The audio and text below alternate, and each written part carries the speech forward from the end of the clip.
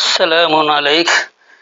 یہ ایک اہم سوال آیا ہوا ہے کہ کیا اللہ نے قرآن صرف علماء کے لیے نازل کیا ہے یا ہر انسان کے لیے؟ ایسے ہی ملتا جلتا سوال ہے کہ کیا قرآن سمجھنے کے لیے مولوی ہونا ضروری ہے یا صرف سچا طالب حق ہونا؟ تو اللہ نے قرآن کو آسان کہا ہے، تو لوگ ایسا کیوں سمجھ لیتے ہیں کہ صرف علماء یا مولوی ہی سمجھا سکتا ہے؟ کیا قرآن عام انسان کے لیے نہیں ہے؟ تو سوچنے کا مقام ہے کہ ہم نے قرآن کو خود سے سمجھنے کے بجائے مولویوں پر انحصار کیوں کر لیا؟ اگر آج دنیا کے تمام علماء ایک لمحے کے لیے موجود نہ ہوں تو کیا آپ قرآن سے اللہ کا پیغام سمجھ سکتے ہیں، یا آپ سمجھتے ہیں کہ قرآن صرف چند لوگوں کے لیے ہے؟ آئیے دیکھتے ہیں قرآن خود اس بارے میں کیا کہتا ہے۔ مروجہ تراجم کو سامنے رکھتے ہوئے چند گزارشات پہلے کہ اگر قرآن صرف مولویوں کے لیے ہے تو پھر اللہ نے بار بار اے لوگوں کیوں کہا؟ کیا اللہ قیامت کے دن آپ سے پوچھے گا کہ مولوی نے کیا بتایا تھا، یا یہ کہ تم نے قرآن میں کیا سمجھا؟ کیا ہم نے قرآن خود پڑھنا چھوڑ دیا ہے؟ کیا دین سمجھنے کے لیے ڈگری ضروری ہے یا تدبر؟ قرآن خود بتاتا ہے کہ اسے کون سمجھ سکتا ہے؟ جواب حیران کر دے گا۔ تو آئیے ہم قرآن سے ہی چند آیتوں کو سامنے رکھ کر پوچھتے ہیں کہ کیا کچھ ہے، لیکن اس سے پہلے آپ کو چند ایک مثال پیش کر دوں گا تاکہ بات سمجھنے میں زیادہ آسانی رہے۔ تو قرآن کیا کہتا ہے، کون صحیح ہے یا کون غلط؟ پہلے موجودہ دور سے چند مثال لے لیں کہ موبائل خریدنے والا خود مینول پڑھتا ہے۔ جب کوئی شخص نیا موبائل خریدتا ہے تو وہ اکثر اس کی سیٹنگز، فیچرز اور ہدایات خود دیکھتا ہے۔ وہ صرف دکاندار کی بات پر اکتفا نہیں کرتا۔ پھر بھی اللہ کی بھیجی ہوئی کتاب کے معاملے میں ہم خود اسے کھول کر کیوں نہیں دیکھتے؟ قرآن بار بار کہتا ہے کہ اسے نصیحت کے لیے آسان بنایا گیا ہے تاکہ لوگ خود اس میں غور کریں۔ ایسے ہی اگر ڈاکٹر دوا لکھ دے تو اکثر لوگ خود بھی پرسکرپشن پڑھتے ہیں، دوا کا نام چیک کرتے ہیں اور بعض اوقات اس کے مضر اثرات بھی معلوم کرتے ہیں۔ جب اپنی صحت کے لیے ہم اصل ہدایت نامہ دیکھتے ہیں تو اپنی آخرت کے لیے اللہ کی اصل کتاب کیوں نہیں پڑھتے ہیں؟ آج کل ایک مختصر ویڈیو یا فارورڈ میسج دیکھ کر ہزاروں لوگ فوراً یقین کر لیتے ہیں، پھر تحقیق کے اسے آگے بھیج دیتے ہیں۔ کیا قرآن نے یہی سکھایا یا پہلے علم حاصل کرنے کا حکم دیا ہے؟ قرآن کہتا ہے جس چیز کا تمہیں علم نہ ہو اس کے پیچھے نہ چلو۔ فرض کریں استاد پورا سال صرف لیکچر دیتا رہے لیکن طالب علم کبھی کتاب نہ کھولے۔ امتحان کے دن اگر طالب علم کہے میں نے کتاب نہیں پڑھی کیونکہ میں صرف استاد کی بات سنتا رہا، کیا یہ عذر قبول ہوگا؟ قیامت میں اللہ نے ہمیں بھی اپنی کتاب دی ہے اور راستہ بتایا، تو ہم کیوں نہیں کتاب کھول کر دیکھتے؟ جب ہم کسی نئے شہر جاتے ہیں تو جی پی ایس خود دیکھتے ہیں، صرف کسی راہگیر کی بات پر مکمل انحصار نہیں کرتے۔ زندگی کے راستے میں ہم اللہ کے گائیڈنس سسٹم یعنی قرآن کو خود کیوں نہیں کھولتے؟ نوکری ملے یا بینک اکاؤنٹ کھلے تو لوگ شرائط خود پڑھتے ہیں، اگر بعد میں نقصان ہو جائے تو کوئی یہ نہ کہتا کہ میں نے تو صرف دوسرے کی بات پر دستخط کر دیا تھا۔ پھر اللہ کے ساتھ اپنے عہد یعنی دین میں ہم خود کیوں نہیں پڑھتے؟ آج والدین چاہتے ہیں کہ ان کا بچہ خود پڑھنا سیکھے، وہ ہمیشہ دوسروں پر انحصار نہ کرے۔ تو کیا اللہ چاہتا ہے کہ اس کے بندے پوری زندگی صرف دوسروں کے ذریعے ہی اس کا پیغام سمجھیں؟ آج لوگ اکثر کہتے ہیں ہم تو ہمیشہ سے یہی کرتے آئے ہیں، خواہ وہ خاندانی رسم ہو، سوشل میڈیا کا رجحان ہو یا کوئی مذہبی روایت۔ کیا صرف ہمیشہ سے ایسا ہوتا آیا ہے؟ کسی چیز کے درست ہونے کی دلیل ہے؟ فرض کریں کسی شخص پر مقدمہ چل رہا ہے، جج پوچھے آپ نے قانون پڑھا تھا؟ وہ جواب دے نہیں میں نے صرف لوگوں کی بات مانی تھی، کیا عدالت اسے بری کر دے گی؟ اسی طرح قرآن انسان کو علم کی بنیاد پر چلنے کی دعوت دیتا ہے۔ اگر قیامت کے دن اللہ پوچھے کہ میں نے اپنی کتاب تم تک پہنچا دی تھی، کیا تم نے اسے پڑھا، سمجھا اور اس میں غور کیا؟ تو ہمارا جواب کیا ہوگا؟ اگر قرآن واقعی مشکل ہے تو اللہ نے 4 مرتبہ کیوں فرمایا کہ ہم نے اسے نصیحت کے لیے آسان کر دیا؟ اگر تدبر صرف علماء کا کام تھا تو قرآن نے کیا یہ لوگ غور نہیں کرتے کیوں کہا؟ کیا آپ اپنی زندگی کا سب سے اہم معاہدہ پڑھے بغیر قبول کریں گے؟ آپ روزانہ موبائل پر کتنا وقت گزارتے ہیں اور اللہ کی کتاب پر کتنا؟ اگر آج آپ کے پاس صرف قرآن ہو اور کوئی انسان موجود نہ ہو تو کیا آپ اللہ کا بنیادی پیغام سمجھ سکتے ہیں؟ اب آئیے ہم چند آیتیں آپ کے سامنے پیش کر دیں تاکہ آپ اچھی طرح سے سمجھ سکیں کہ اللہ کا حکم کیا ہے اور ہم کیا سمجھنا چاہ رہے ہیں۔ اللہ کے احکامات کو سمجھنے کے لیے ضروری ہے کہ آپ اللہ کی کتاب پر غور و فکر کریں۔ تو سب سے پہلے آپ سورہ القمر، اس میں 4 جگہ ہے، یعنی آیت نمبر 17، 22، 32 اور 40، چاروں جگہ ایک ہی آیت ہے، ایک لفظ ایک جیسا ہی ہے۔ وَلَقَدْ يَسَّرْنَا الْقُرْآنَ لِلذِّكْرِ فَهَلْ مِن مُدَّكِرٍ۔ وَلَقَدْ اور یقیناً یسرنا القرآن، ہم نے القرآن کو آسان کیا، للذکر یاد دہانی کے لیے، فہل من مدکر، بس ہے کوئی جو سوچ سمجھ کر نصیحت حاصل کرے۔ تو یہ 4 مرتبہ یہاں دہرایا گیا ہے اور یہ اس کی اہمیت کو اجاگر کرتا ہے کہ اللہ نے یہ نہیں کہا کہ تم فلاں سا قرآن سمجھو، یہ یاد دہانی ہے، اور اللہ نے یہ کہہ رکھا ہے کہ اپنی عقل استعمال کرو، خود سے سوچو سمجھو اور نصیحت حاصل کرو۔ اسی طرح آپ سورہ محمد کی آیت نمبر 24 کھول لیں۔ میں روایتی ترجمہ آج نہیں پیش کر رہا ہوں کہ آپ خود، آپ کے پاس جو بھی ترجمہ موجود ہے آپ اس میں آیت کھول کر دیکھ لیں، جو اس کی حقیقی فہم بنتی ہے ہم آپ کو صرف وہ بتا دے رہے ہیں، آپ کے سامنے وہی پیش کر رہے ہیں۔ تو 47 کی 24، افلا یتدبرون القرآن ام علی قلوب اقفالها، افلا کیا پس نہیں، یتدبرون القرآن وہ تدبر کرتے ہیں قرآن میں، سوچ سمجھ کر فیصلہ کرتے ہیں قرآن میں، ام علی قلوب یا ان کے پلٹنے پر، اقفالها قفل لگا ہے، تالا لگا ہے۔ تو یہاں اللہ نے واضح کیا کہ قرآن میں تدبر کیوں نہیں کرتے ہو، قرآن میں سوچتے سمجھتے کیوں نہیں ہو، عقل کیوں نہیں استعمال کرتے، اس پر ہر پہلو سے جائزہ کیوں نہیں لیتے ہو، یا پلٹنے پر تم نے تالا لگا رکھا ہے۔ تو یہ آپ کی اپنے اوپر ہے کہ آپ قرآن سمجھنا چاہتے ہیں یا نہیں۔ اگر آپ سمجھنا چاہتے ہیں تو آپ کوئی تالے نہ لگائیں، آپ خود سے غور و فکر کریں، سوچیں سمجھیں اور بات کو واضح کر لیں کہ اللہ کیا حکم دے رہا ہے۔ اب آئیے آپ سورہ صاد اور اس کی آیت نمبر 29 یعنی 38 کی 29، کتاب انزلناہ الیک، کتاب ہے ہم نے اسے تمہاری طرف نازل کیا ہے، مبارکن بابرکت ہے، لیدبروا آیاتہ یہ تدبر کرنے کے لیے ہے اس کی آیتوں کے ذریعے، ولیتذکر اولو الالباب اور یہ یاد دہانی کے لیے ہے پرمغز لوگوں کے لیے۔ تو اس آیت میں اللہ نے واضح طور پر بتا دیا کہ اللہ نے تمہاری طرف ایک کتاب تمہارے سامنے لے آیا، تم پر نازل کر دیا ہے، وہ بڑی بابرکت ہے، یعنی وہ اتنا کچھ ہے کہ آپ اپنے حالات کے تحت اپنی ہدایت لے لیتے پھر بھی وہ بچا رہتا ہے، یعنی ہر شخص اپنی اپنی کیفیت کے مطابق اپنے حالات کے مطابق ہدایت لے لیتا ہے پھر بھی بچا رہتا ہے۔ اس کی آیتوں پر تدبر کرنے کے لیے اللہ نے کہا، یہ نہیں کہا کہ فلانا سے کسی سے پوچھ لینا، اس کی آیتوں پر آپ تدبر کریں، سوچیں سمجھیں کہ آیت میں حکم کیوں دیا گیا ہے، کس لیے دیا گیا ہے، عمل کریں گے تو کیا نتیجہ آئے گا، نہیں کریں گے تو کیا نتیجہ آئے گا، اس پر اچھی طرح غور و فکر کر لیں۔ اور یہ یاد رکھیں جو عقل مند لوگ ہیں انہی کے لیے یہ یاد دہانی ہے۔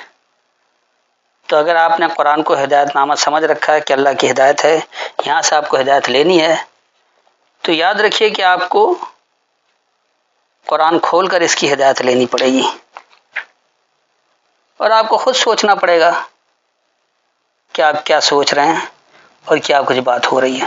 اب آ جائیے آپ سورہ ابراہیم اور اس کی آیت نمبر 52 یعنی 14 کی 52، ھذا بلاغ للناس یہ پہنچا ہوا ہے لوگوں کے لیے، وَلِيُنذَرُ بِهِ اور یہ پیش کرنے کے لیے ہے اس کتاب کے ذریعے، وَلِيَعْلَمُوا اور یہ جاننے کے لیے، انما ہوا الہ واحد یہ کہ جو وہی حاکم ہے یکتا ہے، وَلِيَذَّكَّرَ اولو الالباب اور یہ یاد دہانی ہے پرمغز قوت والوں کے لیے۔ یعنی یہاں بھی اللہ نے واضح طور پر سمجھا دیا کہ لوگوں کے لیے پہنچا ہوا ہے، قرآن پہنچا ہوا ہے، اسے آپ کو پہنچانے کی ضرورت نہیں، ہر جگہ قرآن موجود ہے، لوگوں کے لیے یہ پہنچا ہوا ہے۔ اب اس کتاب کے ذریعے ہی آپ کو پیش کرنا ہے، پیش کرنے کے لیے اب آپ پیش کریں اس کے ذریعے کہ دیکھو اللہ کی آیتیں کیا کہہ رہی ہیں۔ آپ کو اپنی طرف سے نہیں بتانا کہ کیا ہے کیا نہیں ہے، یہ قرآن ہے، یہ اس کی آیت ہے، اس کے ذریعے دیکھ لو یہاں کیا حکم ہے۔ اور یہ اس لیے بتایا جا رہا ہے کہ تم یہ جان لو کہ جو حاکم ہے تمہارا وہ یکتا حاکم ہے، اور یہ جو یاد دہانی ہے تو عقل مند لوگوں کے لیے ہے، اس سے جو بھی یاد دہانی لے گا وہ عقل مند ہوگا، اور جو اللہ کی ہدایات کو چھوڑ کر غیر اللہ کی کتاب سے ہدایت لے یا وہ اللہ کے کلام میں غیر اللہ کے کلام کا شرک کرے تو سیدھی سی بات ہے کہ وہ اللہ کی ہدایت کو تو نہیں پہنچ سکتا، غیر اللہ کی ہدایت قبول کر لے گا تو اس سے وہ نتائج نہیں حاصل ہوں گے جو اللہ دینا چاہتا ہے۔ اب آ جائیے آپ سورہ البقرہ اور اس کی آیت نمبر 170 ان 2 کی 170۔ وَإِذَا قِيلَ، اور جب کہا جاتا ہے، لَهُمُ اتَّبِعُوا، ان کے لیے کہ اتباع کرو، پیچھے چلو، پیروی کرو، ما انزل اللہ، جو اللہ سے سامنے آ رہا ہے، جو اللہ نے نازل کیا ہے۔ قالوا، وہ کہتے ہیں، بل نتبع، ہاں ہم اتباع کرتے ہیں، ہم پیچھے چلتے ہیں، ما الفینا علیہ آباءنا، جو ہم نے الفت میں پایا اس پر اپنے بڑوں کو۔ اولو کان آباؤہم، کیا اور اگر ہیں ان کے بڑے، لا یعقلون شیئا، کچھ وہ عقل نہیں رکھتے ہوں، ولا یہتدون، اور نہ وہ ہدایت والے ہوں۔ تو دیکھیے اس آیت میں اللہ نے کتنے واضح طور پر بتا دیا کہ جب بھی ان سے کہا جاتا ہے کہ جو اللہ نے پیش کیا ہے، جو اللہ نے نازل کیا ہے اس کی اتباع کرو، تو لوگوں کا جواب کیا ہوتا ہے کہ ہم اتباع کریں گے جس الفت پر ہم نے اپنے بڑوں کو پایا۔ اگرچہ ہمارے بڑے قرآن کو غیر اللہ کے کلام کے شرک کے بغیر نہیں سمجھتے، قرآن کو وہ سنت اور حدیث کے نام پر روایتوں کو لے کر چند لوگوں کی مخصوص لکھی ہوئی کتابوں کو مان کر اس پر عمل کر رہے ہیں، تو یہ دراصل اللہ کے کلام میں شرک کرنا ہے۔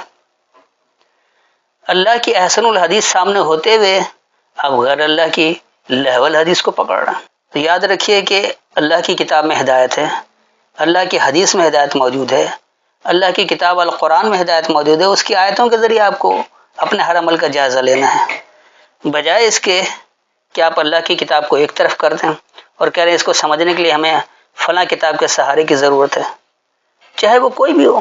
تو جہاں آپ اللہ کی کتاب کو نامکمل سمجھ لیں کہ اللہ اپنی ہدایت پہنچانے کے قابل نہیں ہے، اس کو سمجھنے کے لیے آپ کو غیر اللہ کی کتاب کا سہارا لینا پڑ رہا ہے۔ مثال کے طور پر لوگ کہہ دیتے ہیں کہ اللہ نے نماز پڑھنے کا حکم دیا، اس کی تفصیل نہیں بتائی، زکوٰۃ دینے کا حکم دیا، شرح فیصد نہیں بتایا کہ کتنا دینا ہے۔ تو یہ اگر آپ قرآن کو اللہ کے کلام کے ذریعے سمجھیں گے، اللہ کی احسن الحدیث سمجھیں گے، تو صلاۃ کیا ہے، کس طرح کرنا ہے، کیسے کرنا ہے، کس وقت کرنا ہے، اور پھر اس پر کس طرح ڈٹ جانا ہے، اسے قائم کیسے کرنا ہے، وہ ساری باتیں سمجھ میں آئیں گی۔ لیکن اگر آپ یہ جو غیر اللہ کے کلام کے ذریعے آپ نے اس کو نماز بنا دیا اور آپ قرآن میں نماز تلاش کریں گے تو ہرگز آپ کو نہیں ملے گا۔ اسی طرح زکوٰۃ کیا ہے وہ اللہ قرآنی آیتوں میں واضح کر رہا ہے، اگرچہ آپ یہ شرح فیصد تعین کر رہے ہیں جو غیر اللہ کے کلام کے ذریعے آپ نے اس کو دین کا حصہ بنا دیا، آپ یہ تلاش کریں گے تو کبھی نہیں ملے گا، کیونکہ وہ اللہ کا حکم ہی نہیں ہے۔ یہی سب شرک ہے، ملاوٹ ہے۔ تو اللہ کے احکامات اللہ کی احسن الحدیث کے ذریعے سمجھ میں آنا چاہیے، اس میں کسی لہو الحدیث کی ملاوٹ کی ضرورت نہیں ہے۔ اللہ نے اپنے کلام کو مفصل بیان کر دیا، واضح کر دیا، یہ ایسا نہیں ہے کہ تفصیل کے بغیر ہے کہ آپ کی سمجھ میں نہ آئے۔ احکامات کی تفصیل جاننے کے لیے آپ کو غیر اللہ کے کلام کا سہارا لینا پڑے، ایسا ممکن ہی نہیں ہے۔ تو جو اس طرح سے کرتا ہے یقینی سی بات ہے کہ وہ اللہ کی ہدایت کو نہیں سمجھتا ہے۔ اب آپ ایک اور آخری آیت لے لیجئے، سورہ بنی اسرائیل اور اس کی آیت نمبر 36 یعنی 17 کی 36۔ وَلَا تَقْفُ، اور تم پیچھے نہیں پڑو، ما لیسا، جو نہیں ہے، لکا، تمہارے لیے، بہی، علم، اس کتاب کے ذریعے جو علم ہے۔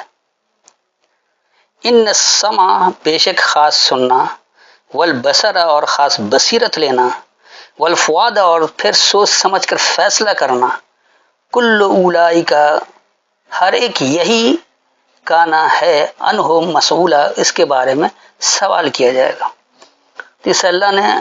اس آیت میں اللہ نے بہت واضح طور پر بتا دیا کہ تم اس کتاب کے ذریعے جو علم تمہارے پاس نہیں ہے، تم اس کے پیچھے کیوں پڑ رہے ہو؟ اللہ تمہیں صلاۃ بتا رہا ہے، تم نے نماز بنا دیا۔ اب نماز کے پیچھے پڑھو گے تو کہاں سے ملے گا؟ قرآن میں نہیں ملتا، قرآن میں نماز ہے ہی نہیں، صلاۃ ہے۔ تو اسی لیے اللہ کہہ رہا ہے کہ کیونکہ کسی چیز کو جب آپ عمل کرتے ہیں، اپنا کوئی عقیدہ بنا لیتے ہیں، آپ اس کو پختگی سے گرہ بنا لیتے ہیں کہ اس پر عمل کرنا ہے، اس کتاب کے ذریعے ہمیں عمل کرنا ہے، تو آپ کیا کرتے ہیں؟ سب سے پہلے آپ سنتے ہیں، پھر اس سے بصیرت لیتے ہیں، پھر آپ عقل و شعور کی روشنی میں فیصلہ کرتے ہیں کہ مجھے کیا کرنا ہے۔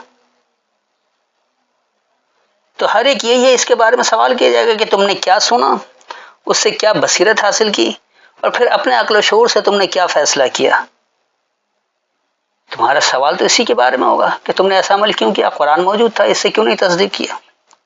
تو یاد رکھیے، اگر آپ قرآن خود سے نہیں پڑھ سکتے ہیں تو آپ سنیں گے کسی پڑھنے والے سے، پھر بصیرت لینا آپ کا کام ہے، آپ اپنے عقل و شعور سے فیصلہ کریں گے کہ اس حکم کا مقصد کیا ہے، نہیں کریں گے تو نقصان کیا ہے۔ اس عقل و شعور کے ساتھ جب آپ فیصلہ کر کے کوئی عمل کرتے ہیں تو یاد رکھیے کہ یہی تو اللہ آپ سے پوچھے گا کہ تم نے یہ عمل کیا تو کہاں سے کیا، اس کی بصیرت کہاں سے لی، اس کی سند، اس کی دلیل کہاں سے لیا، کہاں سے تم نے سیکھا کہ یہ بات اللہ کی ہے۔ تو اسی سے آپ پر بات واضح ہوگی۔ تو یاد رکھیے کہ قرآن ہر انسان کو خود پڑھنے، غور کرنے اور سمجھنے کی دعوت دیتا ہے۔ اس کے ساتھ یہ بھی سکھاتا ہے کہ جہاں علم کی ضرورت ہو وہاں اہل علم سے پوچھا جائے، لیکن کسی کی بات کو اندھی تقلید کے طور پر نہیں، بلکہ قرآن کی روشنی میں سمجھا جائے۔ قرآن نہ انفرادی تدبر کی نفی کرتا ہے اور نہ اہل علم کی رہنمائی کی، بلکہ دونوں کو علم، تحقیق اور اللہ کی ہدایت کے تابع رکھتا ہے۔ تو بے شک آپ خود سے پڑھنے کے قابل نہ ہوں، آپ سمجھیں تو بھی بات وہی ہوگی۔ اگر تدبر صرف علماء کا کام تھا تو قرآن نے کیا یہ لوگ غور نہیں کرتے کیوں کہا؟ آپ کو خود سوچنا چاہیے کہ قرآن صرف علماء کے لیے نہیں ہے، صرف مولویوں کے لیے نہیں ہے، یہ عام انسان کے لیے ہے۔ اگر قیامت کے دن اللہ پوچھے کہ میں نے اپنی کتاب تم تک پہنچا دی تھی، کیا تم نے اسے پڑھا، سمجھا اور اس میں غور کیا، تو ہمارا جواب کیا ہوگا؟ اب آپ خود سوچیں اور فیصلہ کریں کہ آپ کے پاس بھی کتاب موجود ہے۔ کیا آپ کتاب سے ہدایت لے رہے ہیں یا آپ نے اپنے فقہ، اپنے مسلک کو پکڑ رکھا ہے اور آپ اسی سے ہدایت لینا چاہتے ہیں؟ آپ نے اللہ کے احکامات کو دور کر دیا ہے اور صرف لوگوں کو دیکھ کر عمل کر رہے ہیں کہ باپ دادا نے ایسا کیا تھا، یا ہمارے آج کے لوگ، ہمارا ماحول ایسا کر رہا ہے، ہمارا معاشرہ ایسا کر رہا ہے، یا عرب لوگ ایسا کر رہے ہیں اس لیے ہم کر رہے ہیں۔ آخر میں آپ سے سوال ہے کہ آپ کی نظر میں قرآن کو سمجھنے میں سب سے بڑی رکاوٹ کیا ہے؟ وقت کی کمی، زبان، یا یہ تصور کہ اسے صرف علماء ہی سمجھ سکتے ہیں؟ اپنی رائے ضرور کمنٹ میں کریں، اور ممکن ہو تو قرآن کی کسی آیت کے ساتھ بھی۔ سیدھی سی بات ہے کہ ہر ایک انسان اپنے اعمال کا خود جواب دہ ہے، کوئی شخص کسی دوسرے کا حساب کتاب نہیں دے گا، لہٰذا آپ کو خود فیصلہ کرنا ہے، خود سوچنا ہے، خود سمجھنا ہے، اور یہ واضح کرنا ہے کہ آپ اللہ کے احکامات کو سمجھ رہے ہیں یا نہیں۔ کیونکہ قرآن سمجھنے کے اصول میں نے پہلے ہی بتا دیا ہے۔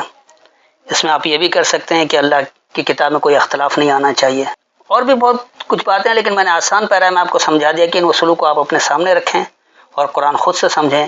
یاد رکھیے کہ اللہ کے یہاں انفرادی حساب کتاب ہے، اجتماعی نہیں کہ قوم کیا کر رہی تھی، باپ دادا کیا کر۔